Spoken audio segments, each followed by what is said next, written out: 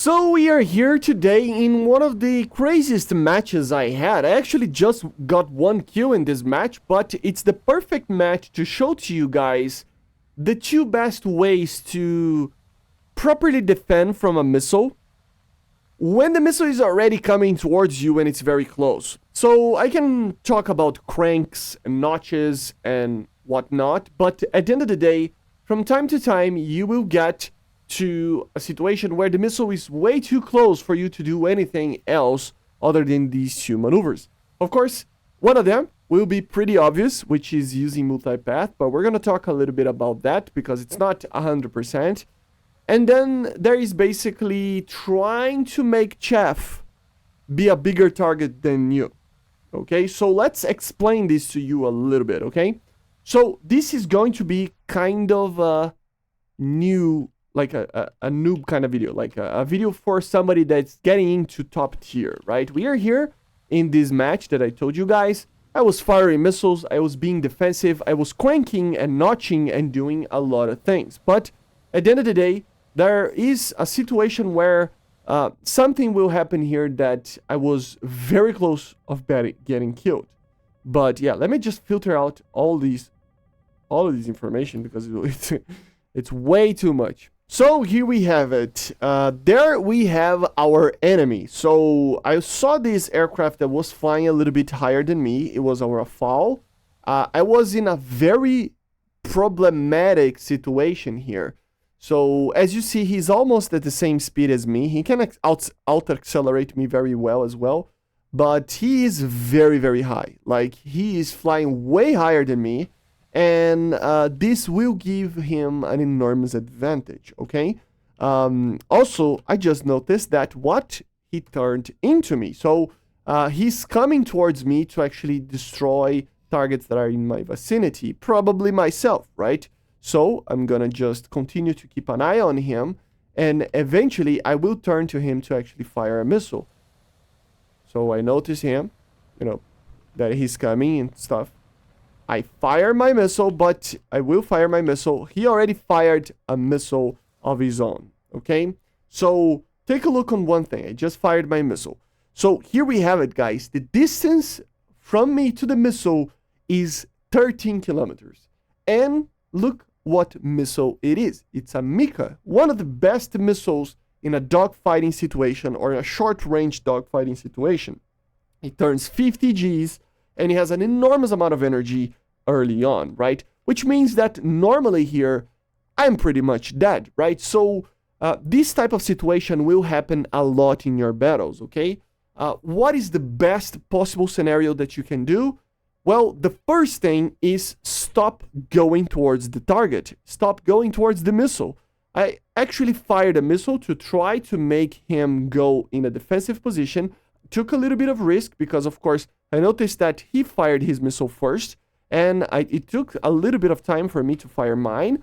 But the objective here is to make him be in a defensive position, right? And what will I do here? Well, try to maximize the amount of time I have. How do I do that? Well, I will try to turn as much as I can to the other side. Try to run away from the missile. If possible, probably maintaining a 90-degree situation to the missile. So this is what I do. So I'm trying to turn as much as possible. The missile is coming towards me. As you see, I'm still firing missiles. And what am I going to do here? I'm gonna actually...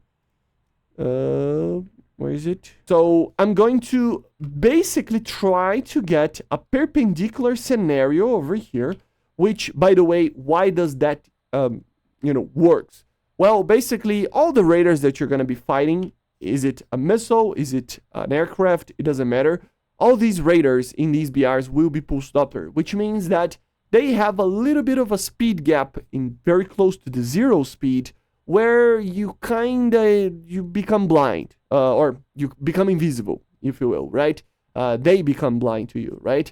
And that's the opportunity you have to deploy the chaff and try to create a bigger target than you. So what am I doing here is trying to turn away from the target and deploy as many chaff, spam as many chaff as I can, making sure that the the missile is unlikely to see me because I'm perpendicular to it, so the pulse Doppler filtering will make me be tend to be a little bit more invisible. And at the same time, I will deploy so much chaff here that basically this will bounce back from the radiation coming from the missile's seeker, and it will overwhelm it. It will make it so that it's way too many, radiation bouncing back, right? It means that the target is larger, so the target might be here for the missile, right? And it completely works. So I went from a situation where the missile was at 13 kilometers from me to a situation where the missile just decided to go for my chaff, So this is the main idea, guys. Try to turn away in an idea of using a perpendicular angle to the missile, so 90 degree to the missile, a flight path that is 90 degree from the missile itself, and then spam as much chaff as possible. This is the only thing you can do at these situations, okay? You can do that by doing a Cobra maneuver as well. I even tried because I didn't know that the missile was actually going for my chaff here, but I actually did a Cobra over here, as you see, right?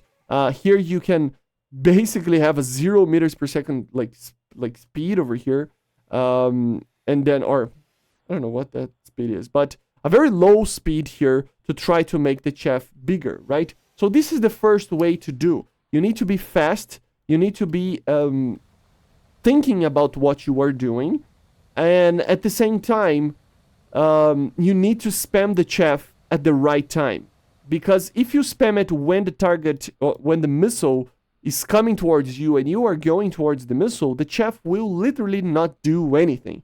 And it's something that, I know, maybe you guys that follow me for a very long time, maybe you already know this, but I see a lot of people having this mistake, and this is the objective, to help it out a little bit, these new players on these matches, right? If you deploy the chaff when, you're flying towards the missile, it's not going to work. And sometimes even when you are flying away from the target, right? Or away from the missile. So you got to be really, really careful, okay? So this is the first idea. You got to turn away chaff, perpendicular flight. That's the main idea. This is the go-to maneuver to try to avoid a missile. If even then you cannot do it, it means that probably it doesn't matter what you would do, it will probably never, it wouldn't save you basically in that scenario, right? So let's talk about multipath and how we can save you as well. Again, this is something that a lot of people already know, but there are some little things that we need to talk about. So here we have it. The same scenario as before, but now I'm gonna try to use a different maneuver. So we have the last target over here. It's an Eurofighter Typhoon flying at almost 2,000 kilometers per hour, flying at a very high altitude, while I am in an F-18 flying very low with, almost half the speed, right? So I'm in a bigger disadvantage over here. I'm really, really in a disadvantage, right? He should be able to kill me very easily, right? Well, that's the thing. The tactic that I'm about to show to you guys, it's using two things. So there is always the time where you need to just go defensive, right? You need to turn away, drop chaff, and, do the maneuver that we talked about.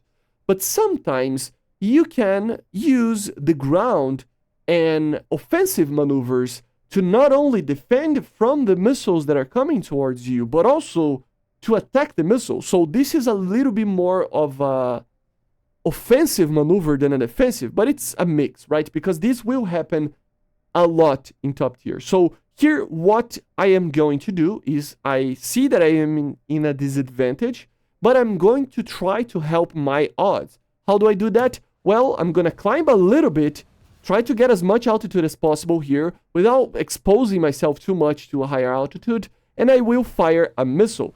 This way, at least, if the target doesn't do anything, he will die, okay?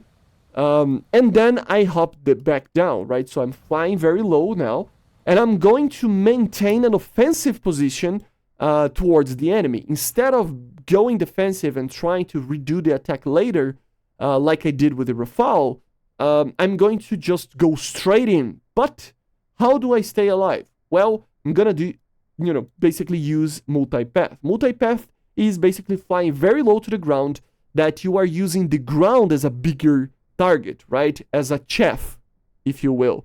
So bouncing back radiation will make a missile always go to the bigger source of radiation, right? So if the aircraft is the bigger source in the airspace that the radar of or the seeker of the missile is trying to find, it will go for the aircraft. If chaff it is, it will go for the chaff. If ground it is, it will go to the ground. Okay, so here I know that he's probably going to detect me and he probably will fire a missile. So I'm already flying very low to the ground, expecting he shooting missiles. And indeed he does. My missile is almost already there, but he's already only firing missiles towards me right now.